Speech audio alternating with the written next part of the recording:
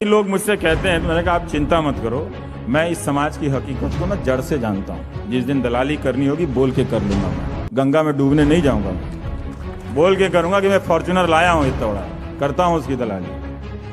मैं किसी शर्म से नहीं, जब इतने सारे लोग जब शर्म से नहीं डूब के मरे तो शर्म के डूब के मरने की जिम्मेदारी या शर्म को उसकी इज्जत बचाने की जिम्मेदारी मेरी थोड़ी है, वही है। और वो इसलिए भी कि आप कोई भी टेलीविजन खोलिए वही आदमी है। मैं समझता हूं, मैं हैरान हूं उस एंकर की क्षमता पे भी और उन चार प्रवक्ताओं के भी कि इतने जल्दी से ये भारत के सभी विषयों पर कैसे बोल लेते हैं और कैसे अंतिम सवाल पूछ लेते हैं।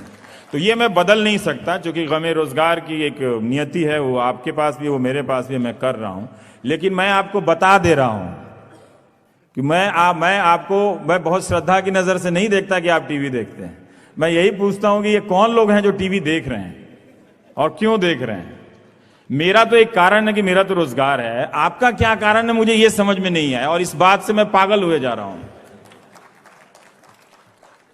जो आदमी जिसकी हर सांस टीवी से चलती है, उसके घर में अगर टीवी नहीं चलता है, क्या वो सिर्फ दुखी हो गया है?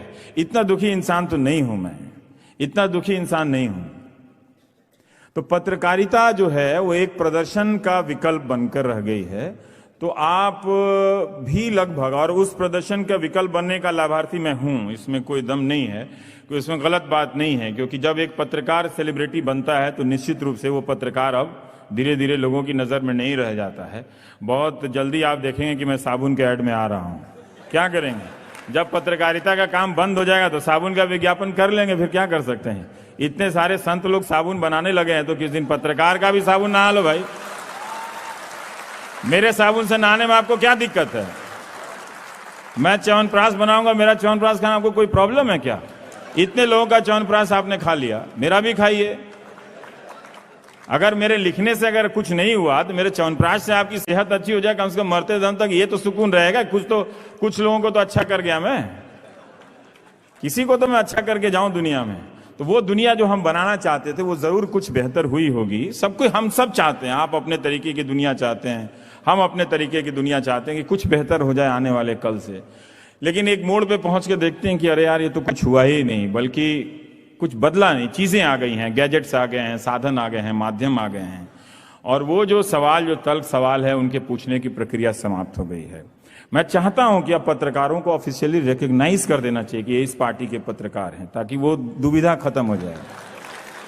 और वो ठीक है, मतलब कई लोग मुझसे कहते हैं तो मैंने कहा आप चिंता मत करो, मैं इस समाज की हकीकत को ना जड़ से जानता हूं। जिस दिन दलाली करनी होगी बोल के कर लूंगा। मैं गंगा में डूबने नहीं जाऊंगा, मैं बोल के करूंगा कि मैं फॉर्च्यूनर लाया हूं इतना बड़ा, करता हूं उसकी दलाली। मैं किसी शर्म से नहीं, जब इतने सारे लोग जब शर्म से नहीं डूब के मरे तो शर्म के डूब के मरने की जिम्मेदारी या शर्म को उसकी इज्जत बचाने की जिम्मेदारी मेरी थोड़ी है कि मैं शर्म की नाक बचाने के लिए खुद डूब के मर जाऊं। नहीं तो इस शर्म का लिहाज कोई कल को नहीं करेगा कोई। तो इसकी चिंता नहीं कीजिए। वो मैं तनाव दबाव से अब धीरे धीरे अपने आप को उबारने लगा हूं, पर है नहीं कुछ। आप देख लीजिए जो स्पीड न्यूज है वो क्या है, वो हर सेकंड एक खबर की हत्या है। हर सेकंड उस हत्या, एक खबर की हत्या का समाचार है, वो आप देख रहे, मैं नहीं देखता, मुझे तो मालूम नहीं अब टीवी में क्या होता है। आप जानते होंगे क्या होता है, मैंने सुना है लोग इस तरह की बातें करते, मैं तो देखता नहीं टीवी। मेरे दिन के किसी भी फालतू कार्यक्रम में अब टीवी देखने का अच्छा काम नहीं है मेरे में। अब मैं उसके अलावा मैं कुछ और फालतू काम करता हूं। हर वक्त एक सवाल है, एक एंकर है जो कभी किसी पार्टी को लेकर बागी हो जाता है, कभी किसी आदमी को लेकर बागी हो जाता है, कभी किसी सवाल को लेकर बागी हो जाता है। और हम लगातार भूलते चले जा रहे हैं, खबरों से दूर हैं, उस हकीकत से दूर हैं।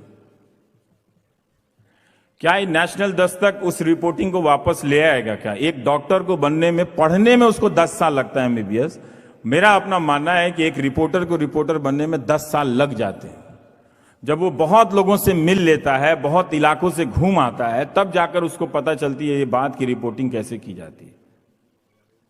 अब कोई चैनल उस अपने रिपोर्टर से नहीं जाना जाता। मैं जिस माध्यम से आता हूं मैं उसकी बात कर रहा हूं। देखने के माध्यम में गया तो वहां सारे लोग बोल रहे हैं, तो मैं क्या देखूं? मैं तो देखने के माध्यम में हूं ना। तो देखने के माध्यम में अगर सारे लोग बोल रहे हैं तो फिर रेडियो चला लीजिए, फिर टीवी क्यों है? 20-25 प्रकार के लोग हैं वही हर तरह की समझ। अभी आपने बोला कोई नहीं है ट्राइबल इश्यू पे बोलने वाला, कोई नहीं है इस दिल्ली में, और सारी तकनीक बंद, दुकान ही बंद है। तो कोई अगर छत्तीसगढ़ से चिल्लाता भी रहे कि मैं बोल सकता हूं इस इश्यू पे, तो भाई आपके पास तो वो भी नहीं है, आप रहिए वहीं पे। आपके जगह पे हम दिल्ली से किसी को ले आएंगे, वो बोलेगा ये हकीकत है। एक दर्शक के रूप में मैं हमेशा पूछता हूं कि मैं अभी सवाल को क्यों ढोता रहूंगा कि पत्रकारिता की जिम्मेदारी और उसके सवाल का जवाब पत्रकार दे। आप दीजिए, आप खरीदते हैं अखबार, आप दीजिए ना कि आप किस टाइप के दर्शक हैं, किस टाइप के पाठक हैं। अगर आपको ठीक लगता है तो इसका मतलब पत्रकारिता ठीक है, फिर उसमें प्रॉब्लम क्या है। हर समय तो हम नहीं देंगे ना।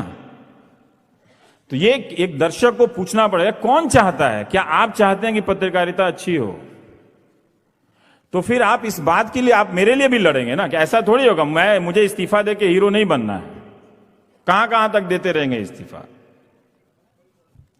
आपकी भी जिम्मेदारी है कि आप मेरी रक्षा तो कीजिए। आप वही अखबार खरीदे जा रहे हैं, वही टेलीविजन चैनल देखे जा रहे हैं, कहीं कुछ आप बदलने के लिए तैयार नहीं है, और हम इस भ्रम में बागी हुए जा रहे हैं कि हम आपको बदल रहे हैं। तो आप बदलेंगे नहीं।